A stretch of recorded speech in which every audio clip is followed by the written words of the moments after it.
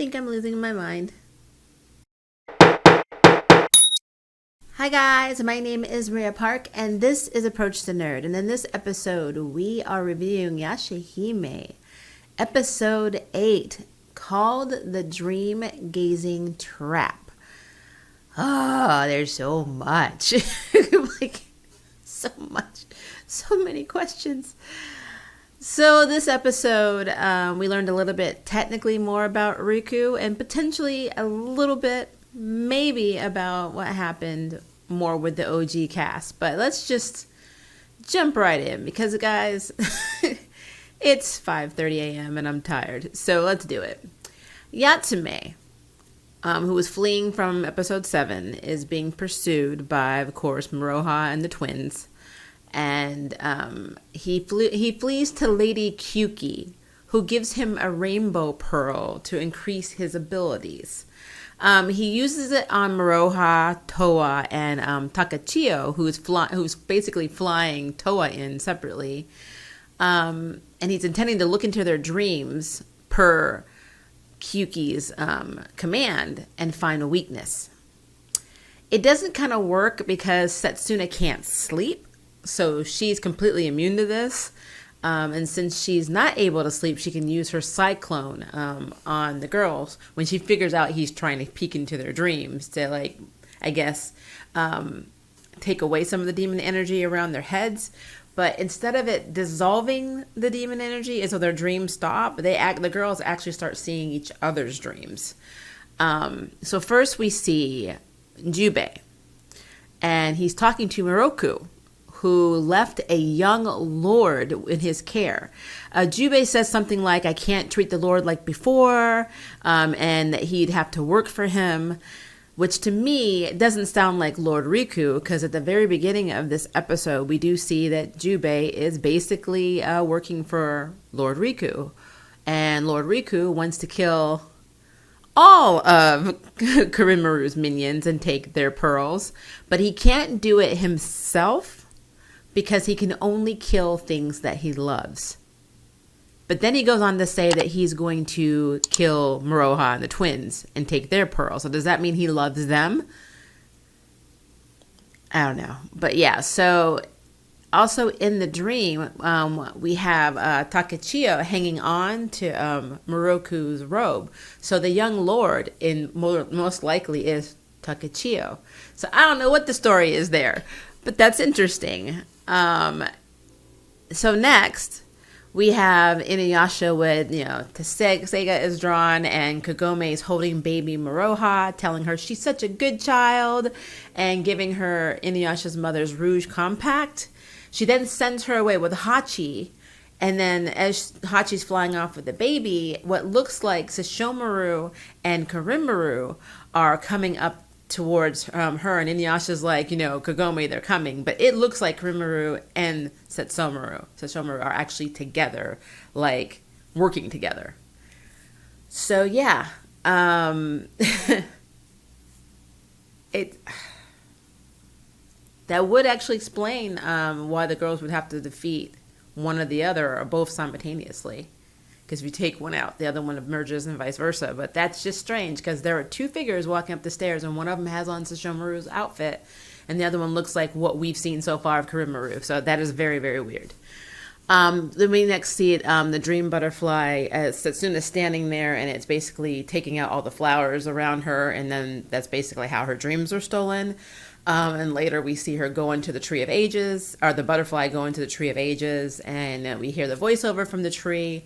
We see Rin, and it sounded like Toa's voice asked who this person is, and the person said, such a pitiful, thing to be basically stuck in a constant state of slumber, but better to be trapped awake. And I remember one of you guys commented on one of my previous videos with the theory that the reason that Setsuna can't sleep is because Rin can't wake up. And they're bonded, and that potentially maybe that's what's keeping Rin alive, is that they were bonded, or maybe their souls were bonded in a way that Setsuna's energy is keeping her mother essentially from dying. That's interesting, and that would be why they needed the dream butterfly. not just to steal her memories, but to steal her dreams and sleep, energy. Which, if that is something Sesshoumaru did to his own daughter, that's effed up. But I mean, from what I'm seeing, Sesshoumaru is not a good guy so far. This is really weird, guys. I'm going crazy. All right. So Yashahime is defeated by Setsuna. And they're able to enter Kyuki's lair. Now, unfortunately, they're not able to fight her in there because she's absorbed their energy. So Moroha uses the rouge. It doesn't work. She can't become Miyasha. So, and Towa couldn't use her sword. So Setsuna is still able to fight, but Kyuki takes her real form, which is a Byakko, or a white tiger demon. And long story short, Moroha tells Towa to use her ability to absorb basically Kyuki's demon energy and then, use it as an attack, which she does. But she's still not resolved to kill. So, unfortunately, Setsuna gets hurt protecting her. And this is what makes Towa actually wake up, power up with her rainbow pearl, and use the dragon attack, which I believe hers was, I'm trying to remember, the Azure dragon attack to defeat Kyuki.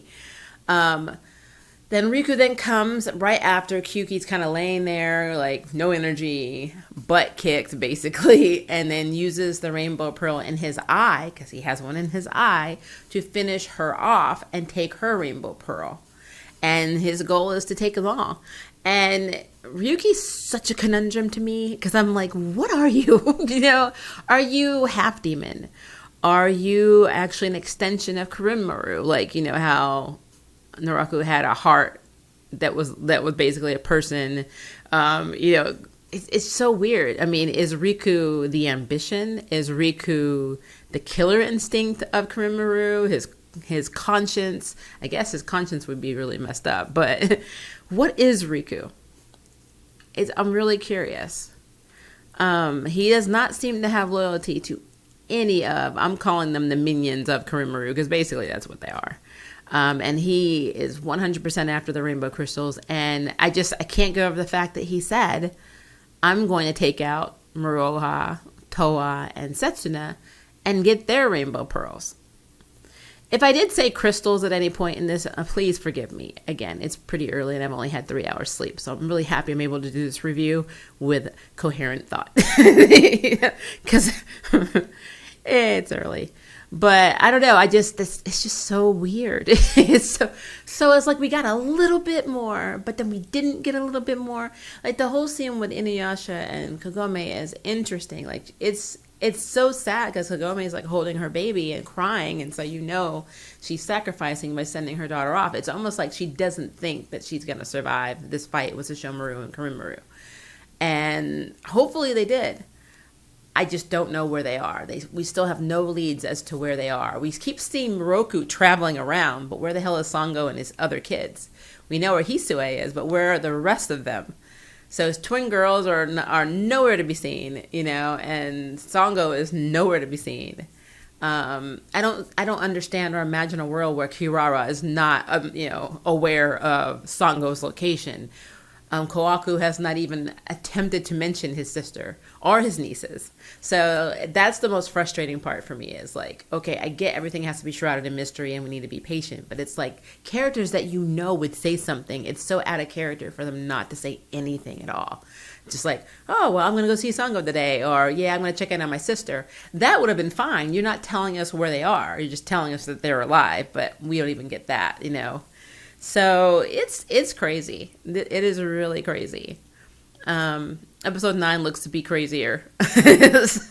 so I am excited about episode 9. But yeah, this episode, I'm just, yeah. Yeah, but I will say a highlight from Moroha is she got her bag of gold at the end. So she's like, yay, I won't starve. I was like, but so Hachi must have had a hand in raising Moroha with Miyoga. Because I'm still convinced that Miyoga has a hand in that. Interesting. Very interesting. I got lots of questions. I know you guys do too. So leave them down below. And if I forgot something, because again, it's early, I probably did, also leave that question down below so we can talk about it. Because I really love your feedback, and like your theories are pretty good. So I really want to know what you guys think of this episode. So again, leave a comment below. And if you would like to sign up for jury duty, hit the subscribe button. If you'd like to know who's next in the nerd bell, hit the notification bell. Until next time, I can't wait for you to approach the nerd. Bye, guys. Thank you for watching my video. I really appreciate it, but hey, the party doesn't have to stop now. Click on one of these videos and keep it going.